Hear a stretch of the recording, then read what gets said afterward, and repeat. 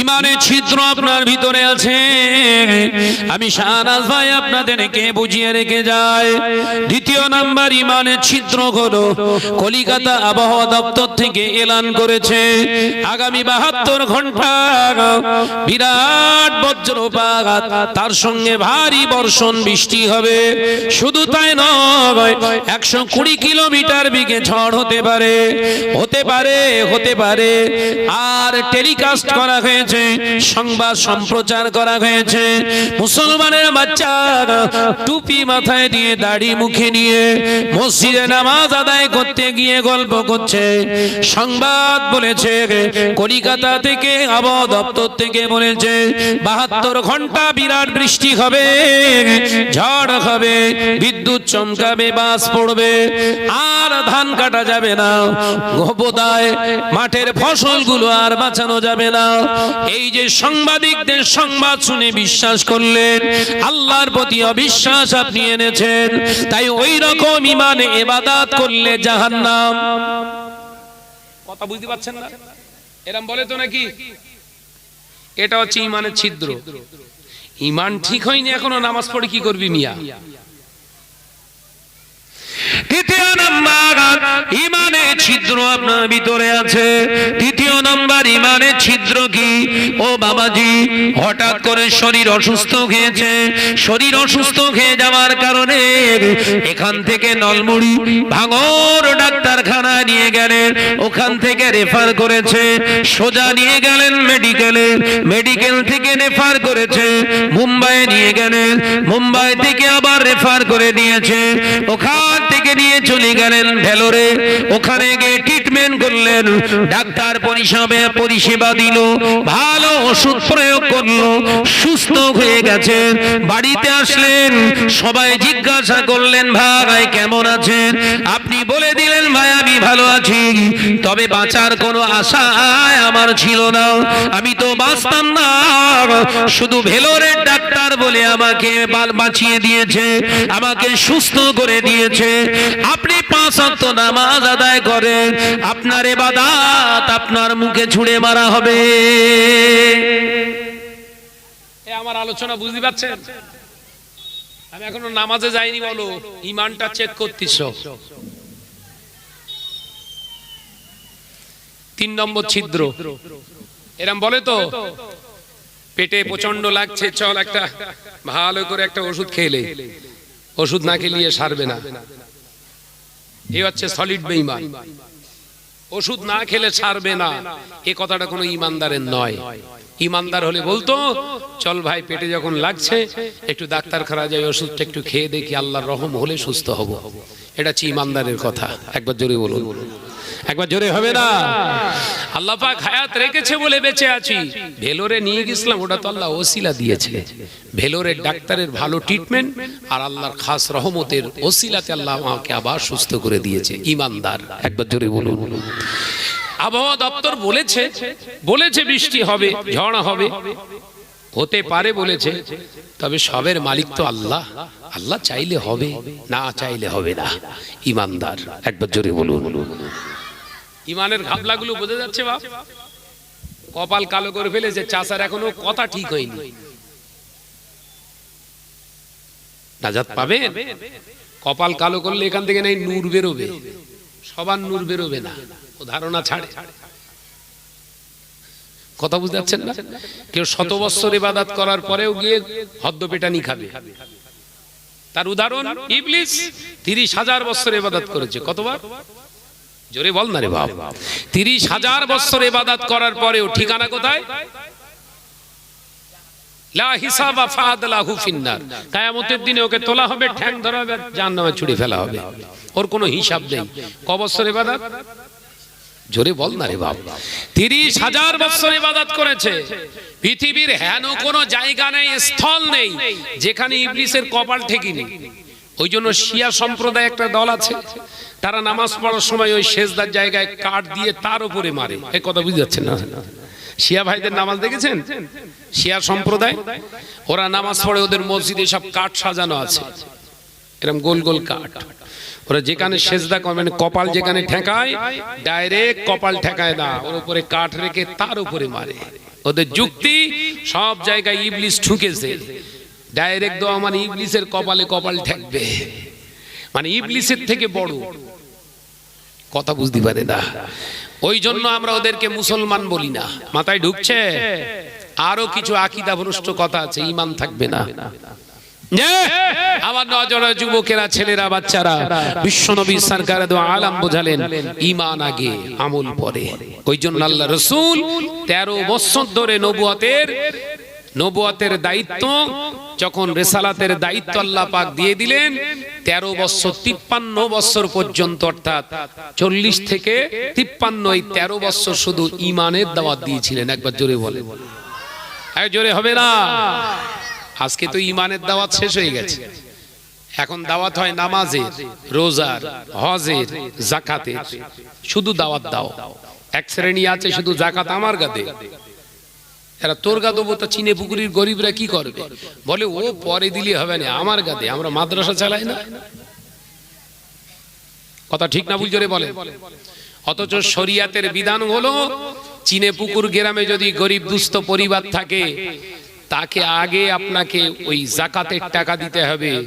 চিনে পুকুর বাদ দিয়ে যদি এখান থেকে কাঁটালিয়ায় টাকা পাঠান, তাহলে আপনার জন্য জায়েজ নেই। এরকম হক মেরে সব বড় বড় বিল্ডিং বানাচ্ছে আর বলছে আমরা বিরাট কিছু করছি। অন্যের হক নষ্ট করে ওলি হওয়া যায় না। মাথায় ঢুকছে? চিনে পুকুর গ্রামের দুস্থ পরিবার যারা আছে, যাদের উপরে আল্লাহ যাকাত ফরজ করেছে, এই যাকাতের টাকা আগে চিনে পুকুর গ্রামের মুসলমানদেরকে দেন। বাপকে বাদ দিয়ে তালুইকে কখনো আব্বা বলা যায় না। এই কথা বুঝতে পারছেন না নাকি? আলোচনা মাথায় ঢুকছে? এইগুলো তুললেই অন্য মৌলী সাহেবের একটুখানি মাথায় লাগে, আর তখন বলে বিরাট উল্টো পাল্টা বলতেছে। কথা বুঝতে পারছেন না? মানে ন্যায্য মানুষের ন্যায্য অধিকার পাইয়ে দেওয়ার কথা বললেই ওর জলে, কারণ ঝেড়ে খাওয়া পার্টি তো। কথা বুঝছেন না? মাদ্রাসার কালেকশন করতে বেরিয়ে গাড়ি নিয়ে জান্নাতে পৌঁছে দিন, একটা কোরআন শরীফ হাদিয়া করুন, মৃত বাপ মা জান্নাতে চলে যাবে, দোয়া করে দিচ্ছে।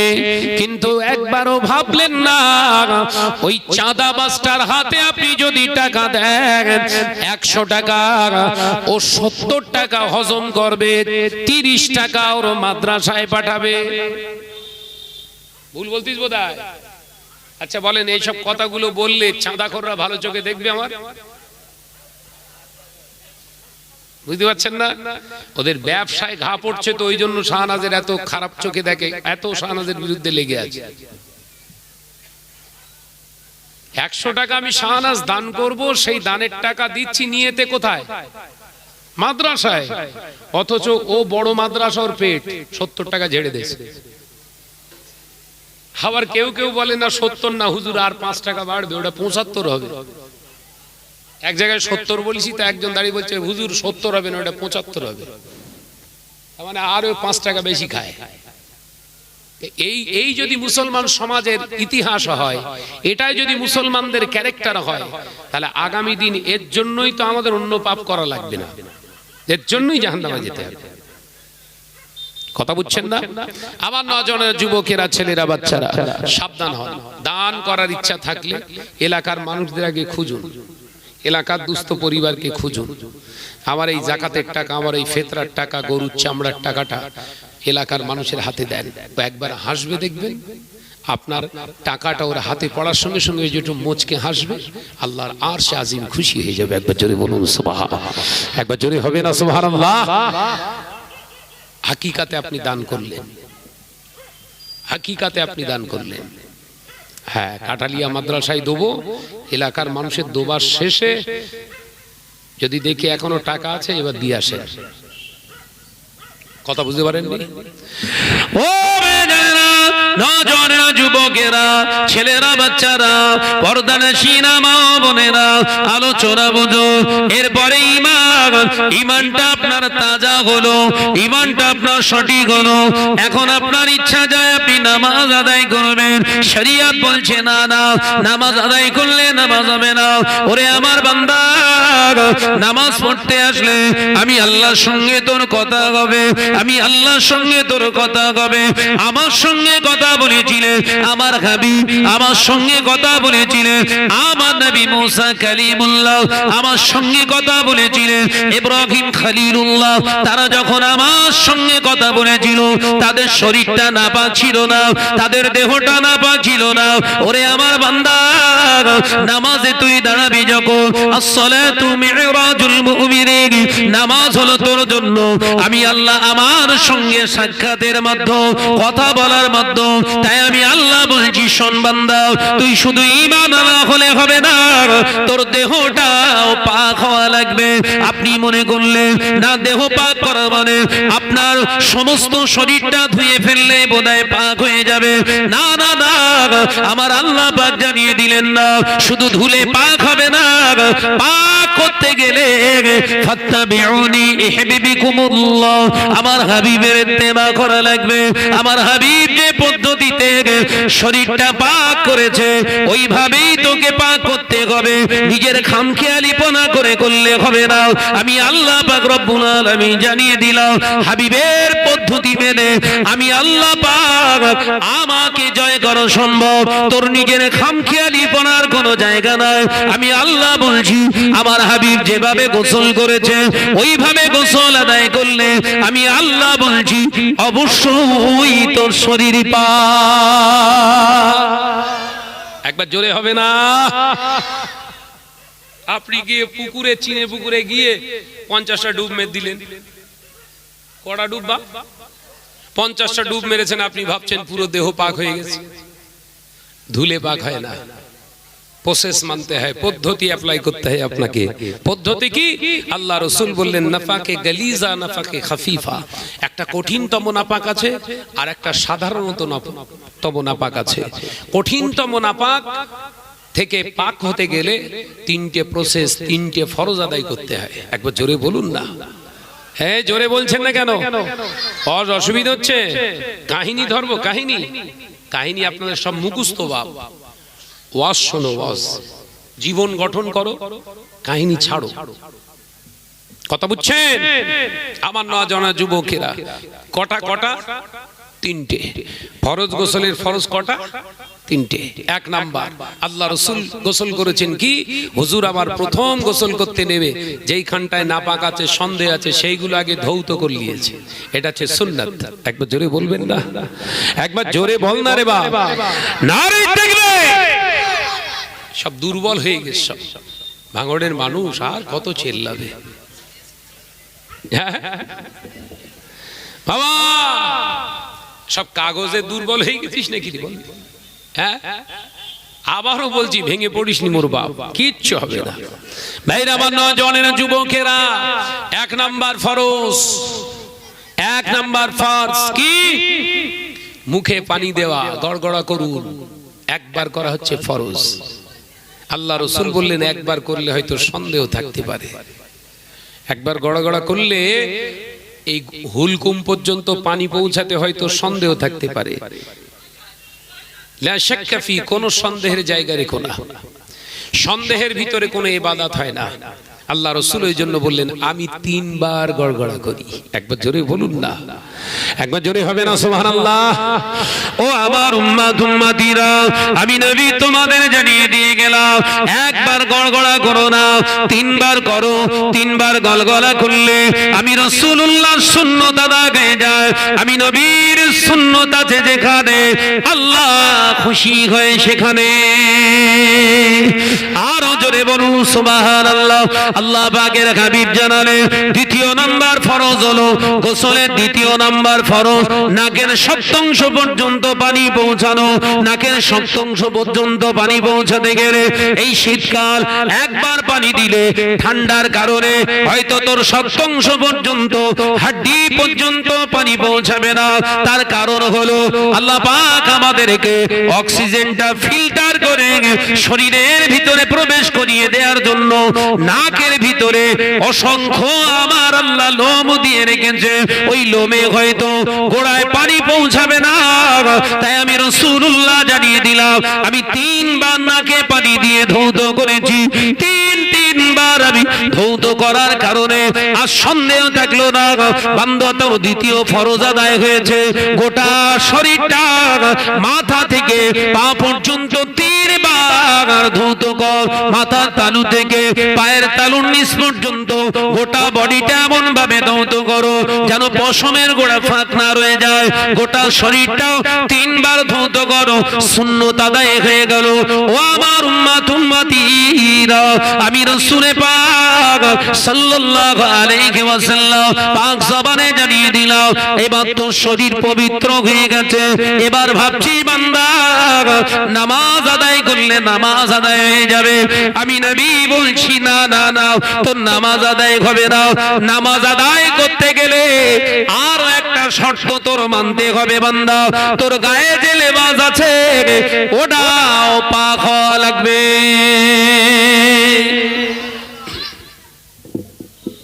নামাজ বললেই নামাজ, শরীরে যে পোশাকটা পরে আছো ওটা পাক হওয়া লাগবে, পবিত্র হওয়া লাগবে।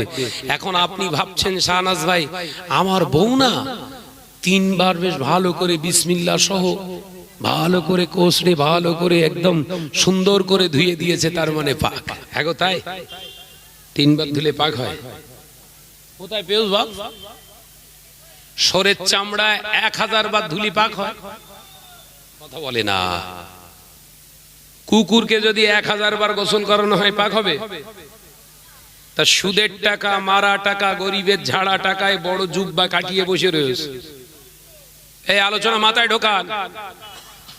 এতিমের মাল মেরে মুছড়ে ঝেড়ে খেয়ে আপনি একদম সুন্নতি জুব্বা করে যাবার। কি জুব্বা বাপ? সুন্নতি জুব্বা, যে পা পর্যন্ত জুব্বা করে আর মাথায় পাগড়ি বেঁধে নামাজে দাঁড়াচ্ছেন, মনে করছেন বিরাট সুন্নত আদায় হচ্ছে।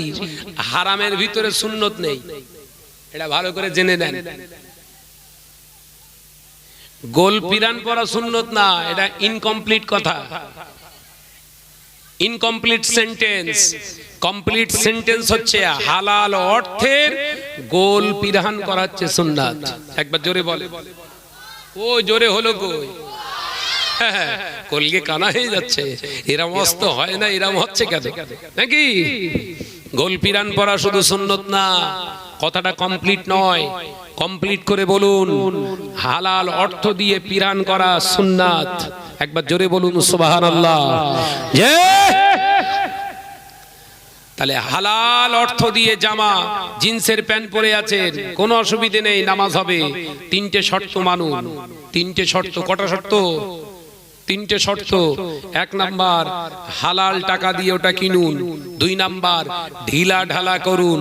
3 নাম্বার নাভির উপর থেকে নিয়ে আর গোড়ালির টাকনোর গাঁটির উপর পর্যন্ত রেখে পড়ুন, আপনার নামাজ হবে। একবার জোরে বলুন। জিন্সের প্যান্ট আবার হারাম হতে যাবে কেন? জিন্সের প্যান্টে তো কাপড়টা মোটা, ওটা তো আরো সুন্নতের বেশ পৈরবি করা সম্ভব। আলোচনা মাথায় ঢুকছে? উনি একদম পুরো কায়দা মারা গোল জুব্বা পরে ঘুরছে, বলছে একদম সুন্নতি কায়দায় ঘুরিয়ে। তা টাকাটা কোত্থেকে পেলি? লটারি কাটা টাকায় সুন্নত, লোনে টাকা তুলে সেই টাকায় পিরান করা সুন্নত, গরিবের মাল ঝেড়ে খেয়ে ওই টাকায় করা সুন্নত, কালেকশন করে ঘুরে ঘুরে চাঁদা তুলে ওই টাকা থেকে কমিশন মেরে সুন্নত। কোনটা সুন্নত বাপ? ওইটা তো বললে না। দেখেছেন আত খাওয়া ওয়াজ ওইরাম হয়। এখন অধিকাংশ ওয়াজ হয় সব আত খাওয়া ওয়াজ, বুঝতে পেরেছেন তো? কোন রকম খেয়ে বেরিয়ে চলে গেছে, ওইভাবে পড়ে আসছে সব। ও নওজওয়ানেরা, যুবকেরা, ছেলেরা, বাচ্চারা, পর্দানশীরা, মা বোনেরা, ওই পিরান করলেন হালাল টাকা দিয়ে, হালাল অর্থ দিয়ে পিরান বানিয়েছে, জামা বানিয়েছে, লুঙ্গি কিনেছেন, ইজার কিনেছেন, পায়জামা করেছেন, প্যান্ট করেছেন। ওই প্যান্টটা পরার পরে দেখা যায় নাপাকের ছিটা লেগে গিয়েছে। শরীয়ত বলছে যদি হালকা নাপাক লাগে, ওই নাপাকের পরিমাণটা ধরেন পেশাব অথবা পায়খানা এমন একটা জায়গায় লেগে গিয়েছে, আপনার ওই কাপড়টা একটা টাকা এরিয়ার ভিতরে রয়েছে, এখনো বিস্তার করেনি। শরিয়ত আপনাকে জানাচ্ছেন ওই এরিয়াটা 1 টাকার কম যদি হয়, গোটা কাপড়টা ধোয়ার কোনো প্রয়োজন নাই, গোটা কাপড়টা ধোয়ার কোনো দরকার নাই। শুধু 1 টাকার ভিতরে যে নোংরাটা লেগেছে ওই জায়গাটা 3 বার ধৌত করলে আবার আপনার কাপড়টা পাক হয়ে যাবে। একবার জোরে বলবেন না?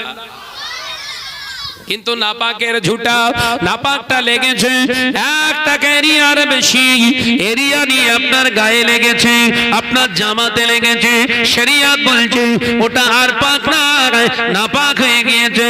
এবার গোটা কাপড়টাকে ভালো করে 3 বার ধৌত করো, বিসমিল্লাহির রহমানির রহিম বলে 3 বার ধৌত করলে ওটা ছিল আগে পাক, মাঝখানে নাপাক হয়েছিল, তাই পানি দিয়ে ধৌত করার সাথে সাথে ওটা আবার পূর্বের অবস্থায় পাক হয়ে গেছে। তাহলে পোশাকটা পাক হলো, এবার নামাজ পড়লে নামাজ হবে তো? কথা বলে না, এবার নামাজ পড়লে নামাজ হবে তো? শরিয়ত বলছে না না না, এখনো নামাজ পড়তে পারবি না বান্দা, যে জায়গায় দাঁড়াবি ওই জায়গাটাও তোর পাক হওয়া লাগবে। একবার জোরে বলুন না। কার সঙ্গে কথা বলবে? জোরে বল না রে বাবা। নামাজ পড়বে মানে কার সঙ্গে কথা বলবে? মুসা আলাইহিস সালাম বললেন, আল্লাহ আমি জুতো পায়ে দিয়ে উঠি? আল্লাহ কি বলেছিলেন? মুসা তুমি পাক, তোমার পায়ের জুতা কিন্তু না পাক। এ কথা বুঝতে পারেন না। আমার এই পবিত্র তুর পর্বতের এই সানাই এলাকা টোটালটাই পবিত্র, এখানে তোমার জুতো চলবে না। জুতো খুলে তাই এসো, তাহলে কথা হবে। একবার জোরে বলুন না। আপনি যে জায়গায় দাঁড়াবেন সেই জায়গাটা পাক হবে না।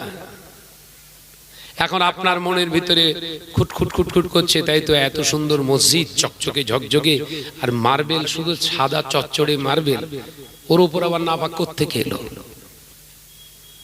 এলাকার টপ র্যাঙ্কের সুদখোর দিয়ে রেখে দিয়েছে ওই মার্বেল। কথা বলছেন না কেন? এলাকার টপ র্যাঙ্কের হারামখোর টোটাল ফ্লোরের টালি দিয়েছে, তার মানে ও জানে একা জাহান্নামে যাব না। মুসল্লি জান্নাতে যাবা, ওর উপর নামাজ পড়, একসঙ্গে যাব আমরা।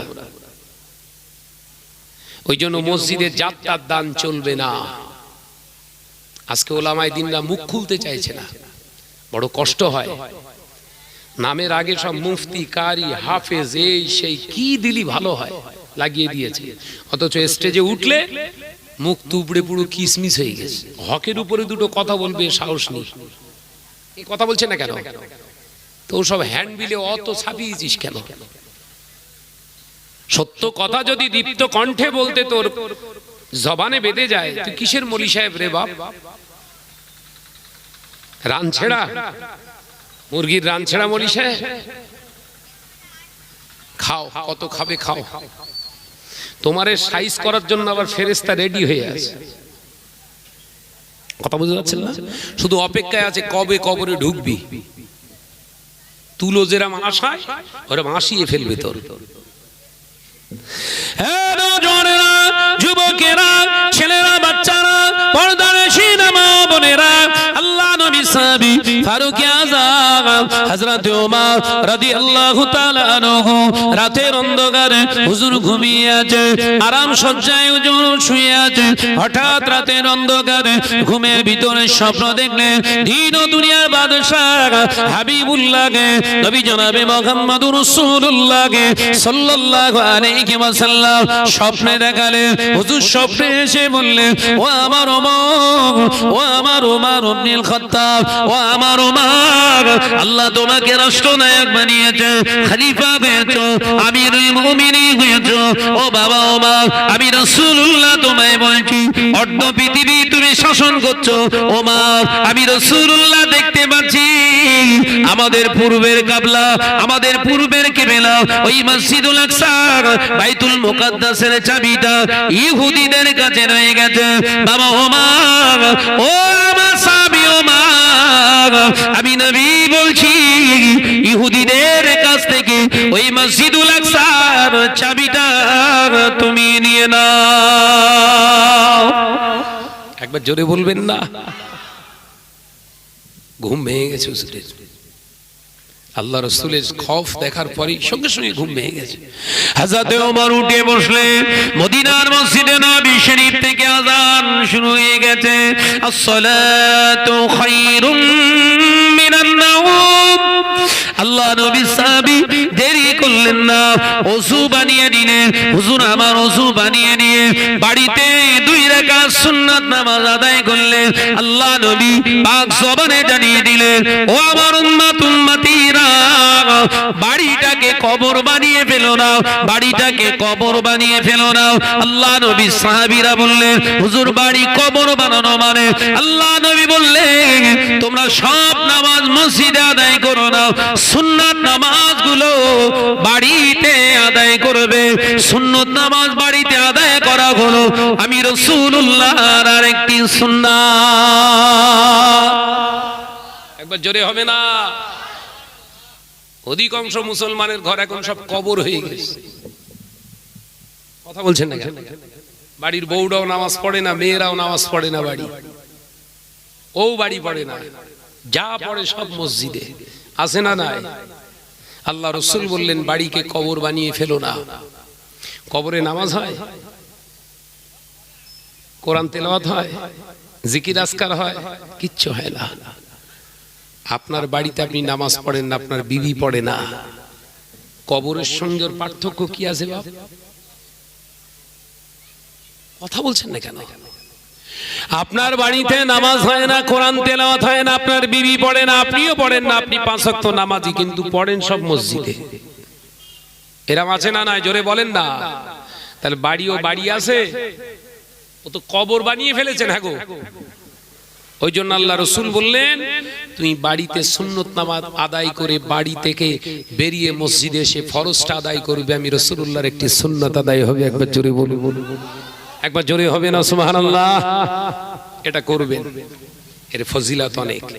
ওদিকে আমি যাব না, যেটা আলোচনা বোঝাচ্ছি সেইটা বুঝে নেন। হযরত ওমর বাড়িতে সুন্নত নামাজ আদায় করেছে। দেশের রাষ্ট্রনায়ক, রাষ্ট্রপতি ওমর ইবনুল খাত্তাব শুধু রাষ্ট্র চালনা করেন না, নামাজে দাঁড়িয়ে নামাজও পড়ায়। একবার জোরে বলেন না? কই জোরে হলো না? আর একটু ঝেড়ে মারেন। আল্লাহ নবী সাহাবী হযরত ওমর রাদিয়াল্লাহু তাআলা আনহু মদিনার মসজিদুন নবী শরীফে ইমামতির জায়গায় দাঁড়িয়ে গেলেন। হযরত ওমর রাদিয়াল্লাহু তাআলা আনহু ইমামতির জায়গায় দাঁড়িয়ে হুজুর ফজরের নামাজটা ইমামতি করে নামাজটা আদায় করলেন। ডান দিকে সালাম ফেরালেন, বাম দিকে সালাম ফেরালেন, ডান দিক দিয়ে ঘুরে বসে উঠে দাঁড়ালেন। আল্লাহ নবী সাহাবী হযরত ওমর রাদিয়াল্লাহু তাআলা আনহু আওয়াজ দিয়ে বললেন, ও মুসলমান ভাইরা, ও আমার নবী পাকের সাহাবীরা, আমি ওমর আজ রাতে স্বপ্নে দেখলাম, আজ রাতে আমার নবীর সঙ্গে আমার কথা হয়েছে।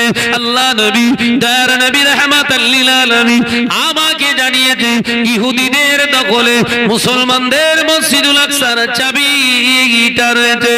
ও মুসলমান ভাইরা, আমি নবীকে কথা দিয়েছি, আমি নবীকে কথা দিয়েছি, মসজিদুল আকসার চাবিটা ইহুদিদের কাছে থাকবে না।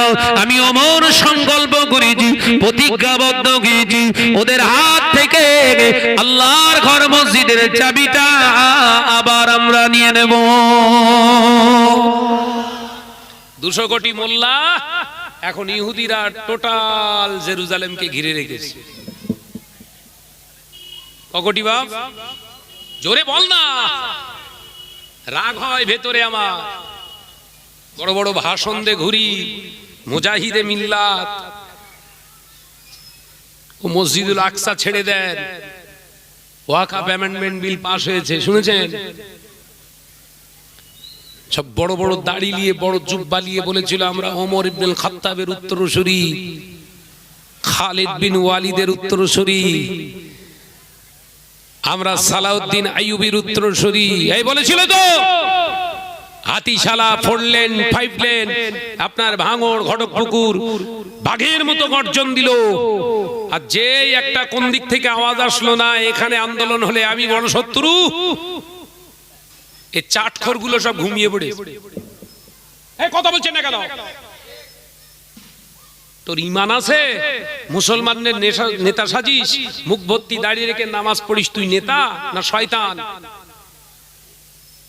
রেগে যাচ্ছেন? পার্টির কথা বলছি, আমার ইমানের কথা বলবো আমি। যদি মনে করেন গুলি করবেন, আই এম রেডি, গুলি খাবো। মসজিদ আল্লাহর ঘর, আমার ইমানের সঙ্গে জড়িত। কবরস্থান আমার ইমানের সঙ্গে জড়িত। ঈদগাহ আমার ইমানের সঙ্গে জড়িত।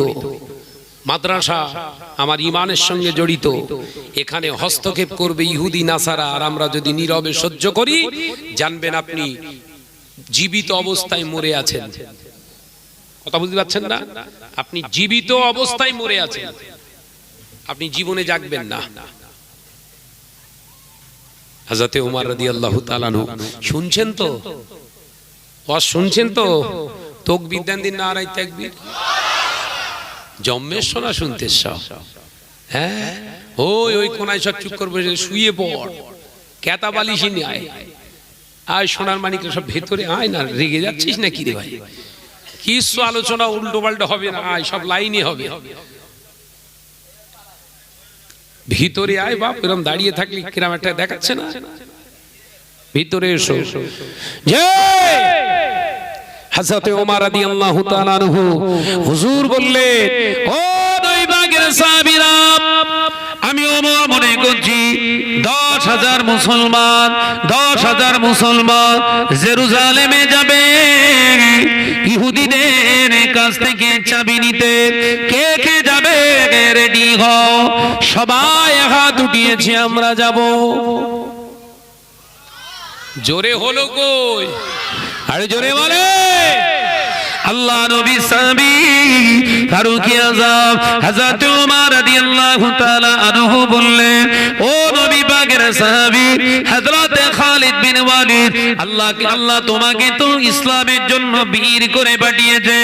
ওরে খালিদ বিন ওয়ালিদ, আমি নবীর সাহাবী ওমর মনে করছি এই 10,000 মুসলমানের কন্ট্রোলার হিসাবে, লিডার হিসাবে, কমান্ডার হিসাবে আমি তোমাকেই দেখতে পাচ্ছি। ওই জেরুজালেমের ওই মিশনটার তুমি হলে কমান্ডার। একবার জোরে বলবেন না? আল্লাহ নবী সাহাবী খালিদ বিন ওয়ালিদ উঠে দাঁড়ালেন, হুজুর অসুবিধা নাই, আই এম রেডি, আমি তৈরি আছি। এই মুহূর্তে যদি বেরিয়ে যেতে বলেন, আমি এখনই বেরিয়ে যেতে রাজি, আমার অসুবিধা নাই। কারণ আমরা জানি আমরা আমাদের জন্য যাচ্ছি না, আমরা আমাদের ইজ্জতের জন্য যাচ্ছি না, আমরা যাচ্ছি আল্লাহর ঘরকে হেফাজত করার জন্য। হুজুর আপনি হুকুম দেন। 10,000 সৈন্য রেডি হতে বললেন। খালিদ বিন ওয়ালিদের নেতৃত্বে রওনা হবে। হযরত ওমর বললেন, আমার তো যাওয়ার খুব শখ,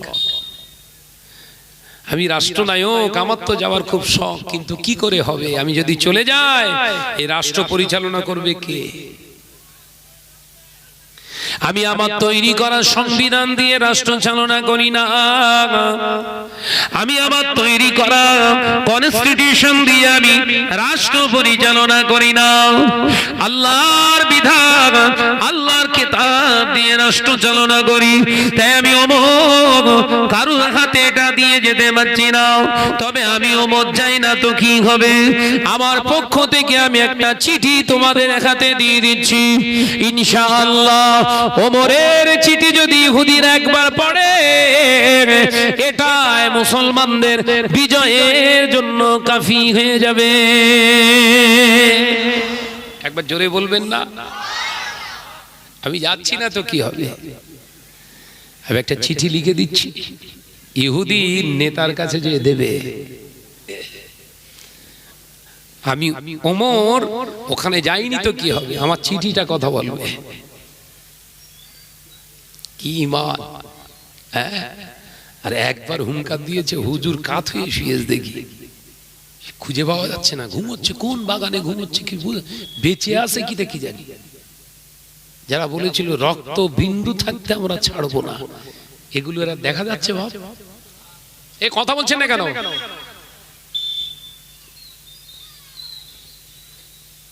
সাবধান হন, মুনাফিক গুলোকে চেনে, বড় ড্রেস, জুব্বা, মুখে দাড়ি, পাগড়ি বেঁধে ঘুরছে, জাতিকে সব থেকে বেশি ক্ষতি করছে এরা। আমার কমকে ধ্বংস করছে কারা? এরা। সব ফুটেজ খোর, বুঝতে পারছেন না? আন্দোলন হলে ওরা সামনের সারিতে থাকে ফুটেজ খাওয়ার জন্য। জানে শাহনাজ একবার ডাকলে হাজার হাজার মানুষ এসে যাচ্ছে।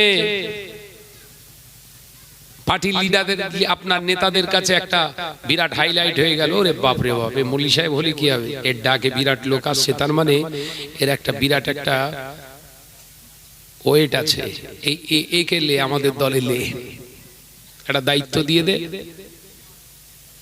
আর ওই আশা নিয়েই ও বেরিয়েছিল, ওয়াকাফ আন্দোলনের জন্য না। কথা বুঝছেন না? ও দায়িত্ব পেয়ে গেছে, আর শুয়ে পড়ে যেন ঘুমোচ্ছে পুরো। পৃথিবীর জমিনে আছে কিনা বোঝা যাচ্ছে না। কথা বলছেন না কেন? আমি কি তৈরি করে বলছি না হাকিকাত? পার্টির বিরুদ্ধে বলছি? আমার ঘরে আগুন লেগে গেছে, ঘরটাকে ঠান্ডা করি, পরের ঘর দেখবেন পরে।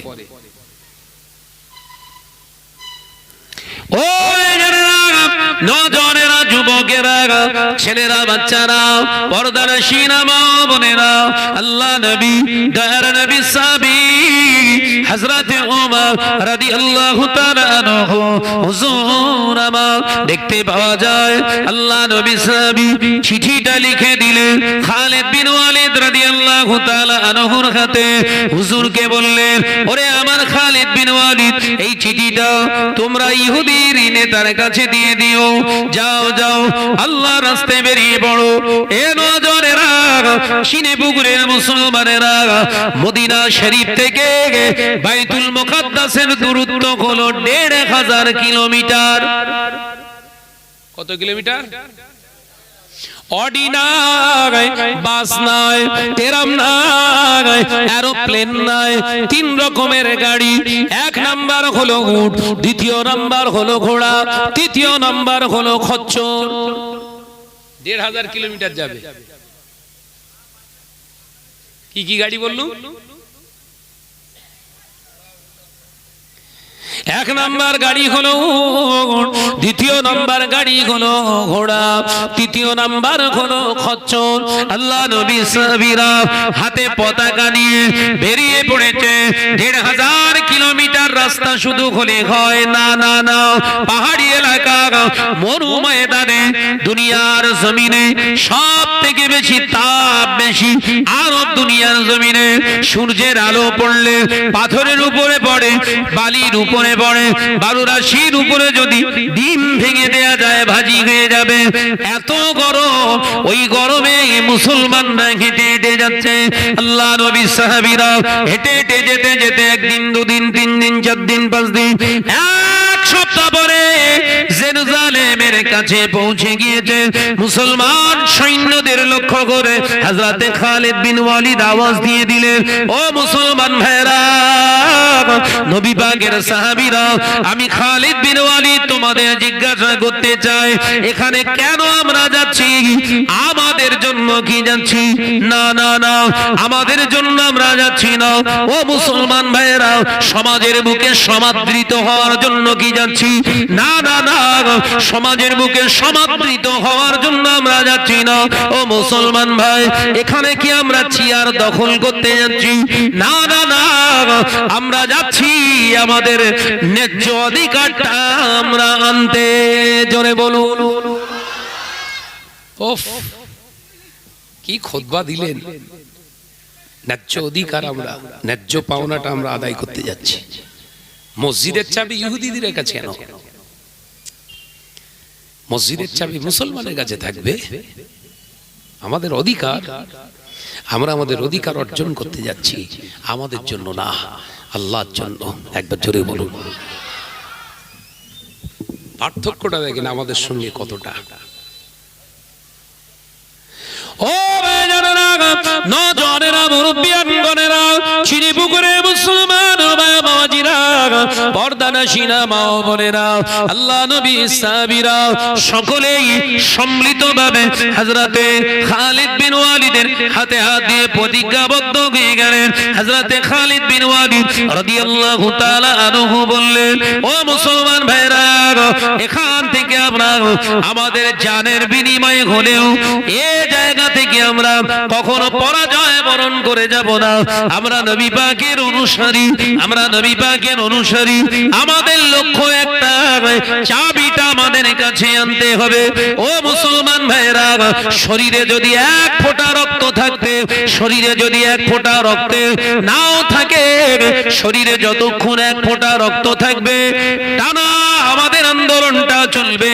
প্রতিজ্ঞাবদ্ধ হলেন আল্লাহ নবী সাহাবী হযরতে খালিদ বিন ওয়ালিদ বললেন, যাও গোটা জেরুজালেমটাকে 10,000 মুসলমান সৈন্য ঘিরে রেখে দাও। জোরে বলুন সুবহানাল্লাহ। তবে তোমাদের সাবধান করে দিলাম, তোমাদের কোষবিদ্ধ তলোয়ারটা ফাঁকায় তোমরা বার করবে না। খবরদার কোন ইহুদিকে ভয় দেখাবে না, হুমকি দেখাবে না, অন্যায়ভাবে কাউকে গালি দেবে না, অন্যায়ভাবে কাউকে আঘাত করবে না, কারণ ইসলাম এটা আমাদেরকে শেখায় না। একবার জোরে বলেন। আমি শাহানাত যখন হক কথা সত্য কথা ডিসকাস করে মানুষের সামনে উপস্থাপন করছি, এক শ্রেণীর দাড়িওয়ালা আমাকে ফোন করে গালি দিচ্ছে। কে কে কে কে কে? দাড়িওয়ালা গো। তুই যদি অতই সত্য হবি, হক হবি, তা একদিন তোর সত্যটা নিয়ে আর আমার এই সত্যটা নিয়ে এক জায়গায় বস। এই কথা বলছেন না কেন? তুই ফোন করে গালি দিচ্ছিস কেন? আর গালি মানে সে মা বাপকে তুলে তুলে গালি। আমি আসলে ভাবি যে মুসলমান কিনা, কারণ ইসলামকে নষ্ট করার জন্য ইহুদিরা দাড়ি রাখছে। এখন আপনারা জানেন না বোধহয়, মাথায় টুপি পরছে, জানেন? বাংলাদেশের সাতক্ষীরায়, আমাদের উত্তর চব্বিশ পরগনার পরের জেলা ওদের, সাতক্ষীরাতে একজন ইমামকে ধরে ফেললেন। একজন ইমাম ধরা পড়েছে, 7 বছর ইমামতি করেছে। কত বছর? 7 বছর ইমামতি করেছে। সেই ইমামটা আসলেই মুসলমান না, ইহুদি। ইহুদি একজন বিশ্বস্ত বড় আলেম। সে ধরা পড়লো, 7 বছর মসজিদে ইমামতি করেছে। আপনি বলেন তো। আমি বেশ কিছুদিন আগে বাংলাদেশে গিয়েছিলাম, এডুকেশন ট্যুর হিসাবে ওখানে গিয়েছিলাম আমরা, 7 জনের আলেমের একটা টিম। আল্লাহু আকবার। আমার মুজাদ্দিদুজ্জামানের এখানে কি আছে তার থেকে 3 গুণ বাংলাদেশে আছে। একবার জোরে বলুন। হ্যাঁ, জোরে হবে না? এক একটা প্রতিষ্ঠান দেখলে দিল খুশ হয়ে যাচ্ছে। আমাকে সব জায়গায়, মানে যে কটা জায়গায় নিয়ে গেছিলেন, মানে দেখে দিল খুশ হয়ে গেছে যে আল্লাহ আমাদের ঠিক জায়গায় রেখেছে। বাংলাদেশে আপনার নাম শুনেছেন, মুজাদ্দিদুজ্জামান দাদা পীর সাহেব কেবলার অন্যতম একজন খলিফা আল্লামা নিসারউদ্দিন রাহমাতুল্লাহ আলাইহি, নাম শুনেছেন না? হ্যাঁ, সারসিনা বলে একটা জায়গায় হুজুরের কবর, মানে মাজার আছে। সেখানে একটা প্রতিষ্ঠান আছে হুজুরের হাতে গড়া প্রতিষ্ঠান। দাদা পীর সাহেব কেবলা রাহমাতুল্লাহ আলাইহি গিয়ে প্রথম ক্লাস করে এসেছিলেন। একবার জোরে বলেন না। সেই প্রতিষ্ঠানের ছাত্রের সংখ্যা কত শুনবেন? আমরা তো 4টে ছাত্র হলে বিরাট ছটফট করি। সেই প্রতিষ্ঠানের ছাত্রের সংখ্যা হচ্ছে 9,500। কত বললাম? 9,500 ছাত্র পড়ে। সুবহানাল্লাহ বলে। ওখান থেকে ওনার খলিফা আল্লামা কায়েদ রাহমাতুল্লাহ আলাইহি নেসারাবাদ বলে একটা জায়গায়, আরেকটা জায়গায় ভিজিট করতে গেলে নিয়ে, সেখানে গিয়ে দেখি সেই এর থেকে আরো বড় প্রতিষ্ঠান, সব ফুরফুরা। সেখানে গিয়ে জানলাম ছাত্রের সংখ্যা কত। বললো, ভাইজান এখানে আমাদের টোটাল প্রতিষ্ঠানের ছাত্রের সংখ্যা হচ্ছে 11,500। 11,500 ছাত্র পড়ে। আমি বললাম মাসে মোটামুটি অ্যাপ্রক্স কত খরচ? বলে প্রায় সামথিং কিছু বেশি কম হবে 1.5 কোটি টাকা। মাসে খরচ কত? 1.5 কোটি টাকা। সব থেকে আশ্চর্যের বিষয় হলো, অবাক হয়ে গেলাম, তারা জীবনে কোনোদিন বিল কালেকশন করে না। বাংলাদেশের মতো একটা অর্থনৈতিক ভঙ্গুর দেশে 1.5 কোটি টাকা খরচ করে একটা প্রতিষ্ঠানে, অথচ বিল কালেকশন নেই। আল্লাহর রহমত আছে না নাই? জোরে বলেন না। আর আমাদের 20 জন ছাত্র পড়লে প্রতি বছরে 10টা শুধু গাড়ি ছোটে, গাড়ির ডিগ্গি তুলে দেখি শুধু বিল। ওখান থেকে আমাকে নিয়ে আসলেন ঢাকা, একদম ঢাকা সিটি, দারুন নাজাত বলে একটি জায়গা। দারুন নাজাতে মুজাদ্দুজ্জামানের নামে, ওনার পীরের নামে, যত ওনার খলিফা তানাদের আলাদা আলাদা সব হোস্টেল করে নামে। ছাত্রর সংখ্যা হচ্ছে 14,000। কত বললাম? ফুরফুরা সিলসিলার মাদ্রাসা, কলেজা ভরে গেছে। এবং অবাক হয়ে গেলাম, গল্প করা কথা না, ছেলেদের অ্যাটিটিউড, কৃষ্টি, কালচার দেখলে দিল খুশ হয়ে যাবে। যেমন দাদা হুজুরের পুরো নকশা তাদের ভিতরে। এক একটা ঘরে 500 জন করে ছাত্র খাচ্ছে, কোনো টিফিনই খাবার দেবে না। টিফিন ক্যারি আমাদের মাদ্রাসার সিস্টেম কি টিফিন ক্যারিতে দেয়? তো ওখানে সব না, বসিয়ে খাওয়াবে। আল্লাহু আকবার। 14,000 যেখানে ছাত্ররা পড়াশোনা করছে, এত ডিসিপ্লিন সিস্টেমের ভিতরে চলছে, আদাব, যে কোনো সাউন্ড নেই। 500 জন এক জায়গায় খেলে ওই 6-8 জনের চেল্লাচ্ছে, দেখেছেন তো? 500 জন এক জায়গায় বসে ছাত্ররা খাওয়া দাওয়া করছে, আর অন্য জায়গায় খাওয়াচ্ছে, সব ঘুরে ঘুরে দেখালেন, কোনো শব্দ নেই, কিপ সাইলেন্ট। একটা বাটি পড়ে গেলে তার আওয়াজ পাওয়া যাচ্ছে। রান্না করছে বাবুর্চিরা, সেখানেও শব্দ নেই। আমি অনেকক্ষণ ধরে ধরে ধরে ধরে চুপ করে বসে মসজিদে বসে বসে আল্লাহকে বলছি, আল্লাহ, ওই জন্যই আমার দাদা পীরের সিলসিলা কিয়ামত পর্যন্ত আপনি রাখবেন। একবার জোরে বলেন সুবহানাল্লাহ। আমার দাদা পীরের সিলসিলা ওই জন্য কিয়ামত পর্যন্ত থাকবে। ধারণার বাইরে চলে গেলাম যে আমার মুজাদ্দুজ্জামানের খেদমত এইরকম। আমি শুধু 3টে জায়গায় গিয়েছি, এই প্রতিষ্ঠানের সংখ্যা বললাম, অসংখ্য আছে। টোটাল বললো শুধু সারসিনা দরবার শরীফের আন্ডারে 2,500 মাদ্রাসা আছে। সুবহানাল্লাহ বলে। এই 2,500 কি ফুরফুরার বাইরে? সব ফুরফুরা সিলসিলার। হ্যাঁ, 2,500 প্রতিষ্ঠান চালায়। আমার সোনার মানিকেরা, ঈমান যদি তাজা থাকে, আপনার অসম্ভবকে আল্লাহ সম্ভব করে দেবে। তার দৃষ্টান্ত আমি হাদিস পাক থেকে রাখছিলাম। কি? হযরতে ওমর রাদিয়াল্লাহু তাআলা আনহু পাঠিয়ে দিলেন খালিদ বিন ওয়ালিদের নেতৃত্বে, যে হুজুর আমার চলে আসলেন। কি করলেন? এসে জেরুজালেমে ঢোকার আগেই মুসলমানদেরকে বলে দিলেন, তোমরা গোটা জেরুজালেমটাকে ঘিরে রেখে দাও, কাউকে ভয় দেখাবে না।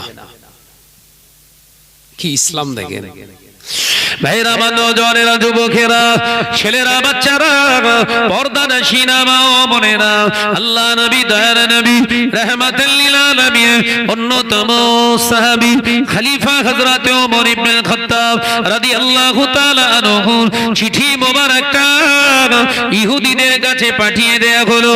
ইহুদি হযরত ওমর ইবনে খাত্তাবের চিঠিটা হাতে দিয়ে খামটা খুলে দেখে তিনি পড়তে শুরু করলেন। 2-4 লাইন পড়ার পরে ইহুদির হাতগুলো থরথর করে কাঁপছে। জোরে বলুন সুবহানাল্লাহ, আর জোরে বলুন সুবহানাল্লাহ। হযরত ওমর রাদিয়াল্লাহু তাআলা আনহু চিঠিটা ধরে ইহুদির হাত কাঁপে। কেন কাঁপবে না? হযরত ওমর আমার আপনার মতো 2 নম্বর মুসলমান নয়, ঝেড়ে খাওয়া মুসলমান নয়, আমার আপনার সুদের দ্বারস্থ হওয়া মুসলমান নয়। ওমর, হযরত ওমর ইবনুল খাত্তাব রাদিয়াল্লাহু তাআলা আনহু এমন একজন মুসলমান যে রাস্তা দিয়ে হেঁটে যায়, শয়তান ওই রাস্তায় 40 দিন কোনোদিন ভয়ে যাতায়াত করে না। একবার জোরে হবে না, আরেকটু জোরে হবে না সুবহানাল্লাহ। ওমর আমার আপনার মতো জিনাখোর মুসলমান নয়, আমার আপনার মতো ঝেড়ে খাওয়া মুসলমান নয়, আমার আপনার মতো চাঁদাবাজি মুসলমান নয়। ওমর এমন একজন মুসলমান, ওমর যে রাস্তাতে যায় শয়তান তার উল্টো রাস্তা দিয়ে পালিয়ে যায়। সেই মুসলমানের চিঠি ইহুদির হাতে, ইহুদির তেমনি কলগে কলগে কাঁপবি তো। ইহুদি চিঠিটা পড়ে বললেন, ও মুসলমান ভাইরা, যুদ্ধ আমরা চাই না। একবার জোরে বলুন না, যুদ্ধ আমরা চাই না, যুদ্ধ আমরা চাই না। আমরা জানি আপনাদের সম্পর্কে, আপনারা যে টার্গেট ওই টার্গেট হাসিল না হওয়া পর্যন্ত পিছু হাঁটেন না, আপনারা সেই জাতি। একবার জোরে বলুন। যেটা বলার দরকার ছিল মুসলমানদের, সেটা ইহুদির মুখ দিয়ে বেরোচ্ছে। একবার জোরে বলুন না।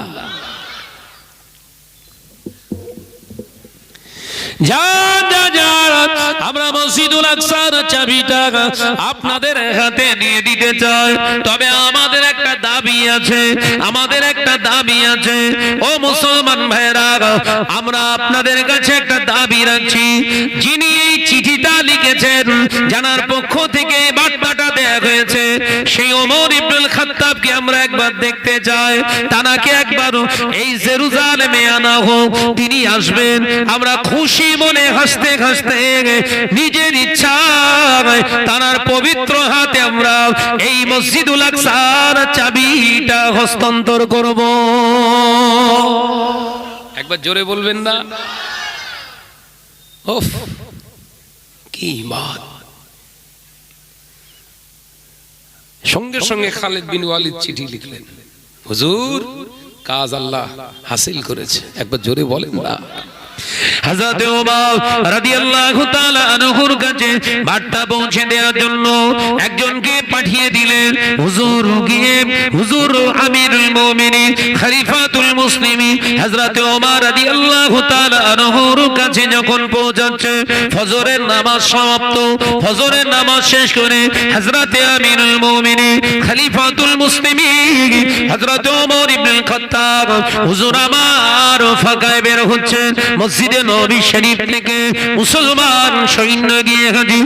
আসসালামু আলাইকুম ইয়া আমিরুল মুমিনিন খলিফাতুল মুসলিমিন। হুজুর আল্লাহ পাক আমাদেরকে বিনা যুদ্ধে, বিনা প্রতিদ্বন্দ্বিতায় আল্লাহ আপনার চিঠির ওসিলায় আল্লাহ আমাদেরকে কামিয়াবি দিয়েছে। হযরত ওমর রাদিয়াল্লাহু তাআলা আনহু বললেন, কি ব্যাপার হুজুর? চিঠিটা পড়ুন। চিঠিটা পড়লেন। হযরত খালিদ বিন ওয়ালিদ রাদিয়াল্লাহু তাআলা আনহু লিখলেন, ভাইজান শুনে রেখে দিন, আপনার চিঠিতেই কাজ হয়ে গিয়েছে, আল্লাহ কবুল করেছে, আপনার চিঠিটা আল্লাহ কবুল করেছে, তার ওসিলায় আজকে আমরা জয়ী হয়ে গিয়েছি।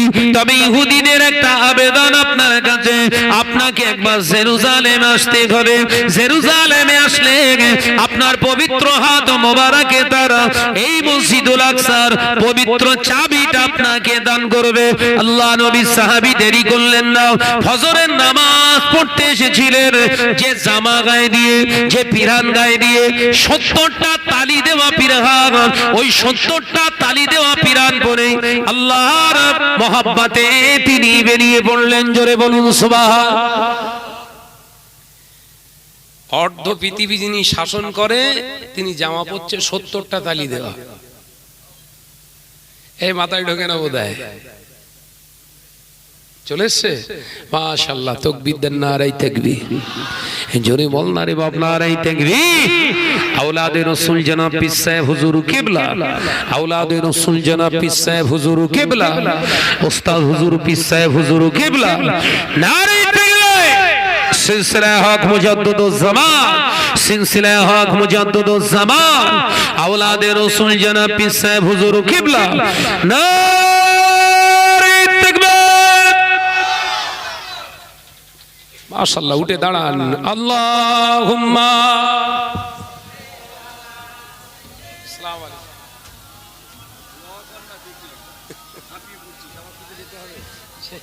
হাওড়া জেলায় যাবো খসনানে। আমার যখনই বললাম যে তুই হওয়ার কোনো কথা নেই, ছেড়ে দিই। আর আমার পরের বক্তা বসে আছে যখন আর চিন্তা কি আচ্ছা আজকে দোয়া কর। খসনান খসনান জি, থাকতে। জি।